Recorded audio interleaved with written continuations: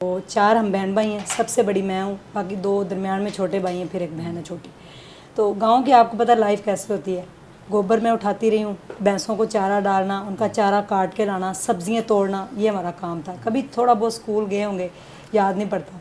तो family crisis थे, उनकी वजह से गाँव छोड़ के लाहौर आना पड़ा। तो लाहौर आ गए तो एक छोटा सा कमरा था, जॉइंट फैमिली सिस्टम था।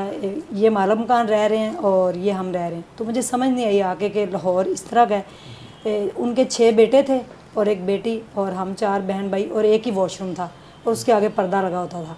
तो एक बंदे को बाहर खड़ा होना पड़ता था और बताना पड़ता था अंदर कोई है। तो उसमें मुझे रहना पड़ा। बड़ी मुश्किल वो ज़िंदगी थी कि ये क्या है।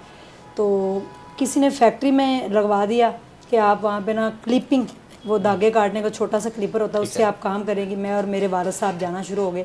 ये बात है 1998 की। तो हम ये कोटला आफत स्टेशन जो फाटकी है, वहाँ से हम दर्द चौक से आगे फैक्ट्री थी, वहाँ जाते थे। आज भी मेरी उंगलियों पे अगर आप क्लोजली देख सकें तो कट के निशान है। तो मुझे वो धागे नहीं काटने आते थे।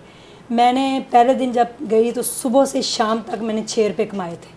तो वो ठेकेदार ने कहा कि आपने सिर्फ 6 रुपये कमाए और आपकी अम्मी और अब्बू दोनों आपको लेने आए हैं, तो आपका नुकसान हुआ है। 8 रुपये उनका किराया लगा है। वैन का किराया होता था 2 रुपये। तो 4 पे जाने के और 4 आने के, 8 रुपये बचाने के लिए फिर मैंने और मेरे वालिद साहब ने कहा कि हम पैदल जाया करेंगे। तो हम छोटी फाटकी से लाइनों से जाते थे पैदल और फैक्ट्री में पहुंच जाते थे। सुबह 6 बजे चलते थे, 8 बजे हमारी ड्यूटी स्टार्ट होती थी। शाम को 5 बजे छुट्टी करके 7 बजे हम घर आते थे। कभी कभी ओवर टाइम भी लगाते थे। तो इस तरह ना करके थोड़े से पैसे जमा करके हमने एक छोटा सा घर ले लिया 1.5 मरले का। ज़िंदगी थोड़ी आसान हो गई कि बड़ी अच्छी बात है। हमने अपना घर 2000 में हमने अपना घर बना लिया। उसमें रहना शुरू हो गए। छोटे बहन भाइयों को स्कूल में डाला कि आप स्कूल जाएं। तो शाम